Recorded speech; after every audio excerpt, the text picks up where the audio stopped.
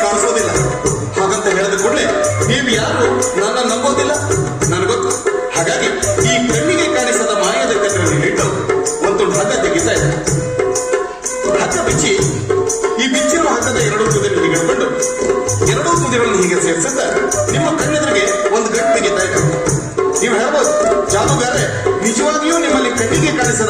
ಕತ್ರಿ ಇದ್ದಿದ್ರೆ ಈ ಹಗ್ಗದ ತುದಿಗೆ ಈ ರೀತಿ ಗಟ್ಟಿದ್ದ ನಂತರ ಈಗ ನಮ್ಮ ಕಣ್ಣೆದುರಿಗೆ ಆ ಕತ್ರಿ ತಗೊಳ್ಳಿ, ಹಗ್ಗ ಎರಡು ತುಂಡು ಮಾಡಿ ಅಂತ.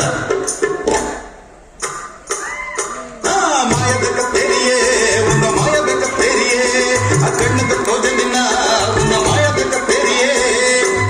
ಕಣ್ಣಿಗೆ ಕಾಣಿಸದ ಮಾಯದ ಕತ್ರಿಯಿಂದ ಹಗ್ಗ ಎರಡು ತುಂಡಾಗಿದೆ.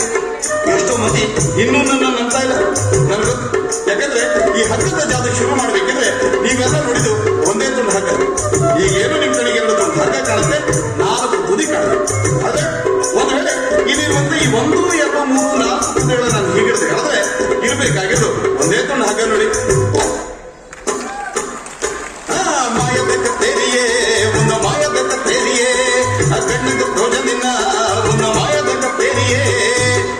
ಈಗ ಈ ಮಾಯದ ಕತ್ತರಿ ಇರೋದ್ರಿಂದ ಈ ಒಂದು ಹಗ್ಗದ ಎರಡೂ ತುದಿಗಳನ್ನು ಹೀಗೆ ಇಟ್ಕೊಳ್ಳೋದು, ಮತ್ತೆ ಹೀಗೆ ಮಡಚಿಕೊಳ್ಳೋದು, ಮತ್ತೊಮ್ಮೆ ಕತ್ತರಿ ಇಸ್ಕೊಳ್ಳೋದು. ಈಗ ಬಂದು ತುಂಡಿಯ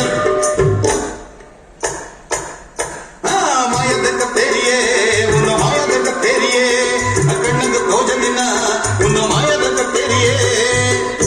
ಅಂದ್ರೆ ಏನೇ ಹೇಳಿ ಇಷ್ಟೆಲ್ಲ ಆದ ನಂತರ ನಾನೀಗ ನಿಮ್ಮ ಹತ್ರ ನಿಜ ಹೇಳಬೇಕು ಅಂತ ಅನಿಸ್ತಾ ಇದೆ. ನಿಜ ಏನಪ್ಪ ಅಂದ್ರೆ ನೀವೇನೆಲ್ಲ ನೀವು ನೋಡ್ತಾ ಇದ್ದೀರಾ, ಇದು ಯಾವುದು ನಿಜ ಅಂತ ಸುಮ್ಮನೆ ಭ್ರಮೆ ಕಣ್ಕಟ್ಟು ಅಷ್ಟೇ.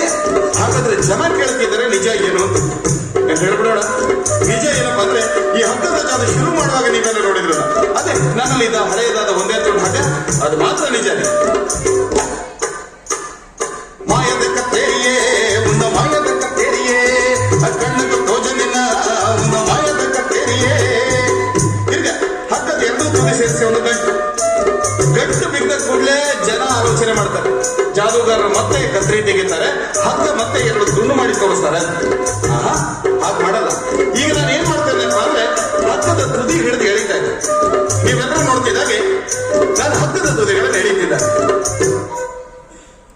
ನೀವೆಲ್ಲರೂ ನೋಡ್ತಿದ್ದಾಗೆ ನಾನು ಹಗ್ಗದ ತುದಿಗಳನ್ನು ಎಳಿತಿದ್ದಾಗೆ ಈಗ ನಿಮ್ಮ ಕಣ್ಣೆದುರಿಗೆ ಹಗ್ಗದ ಗಂಟು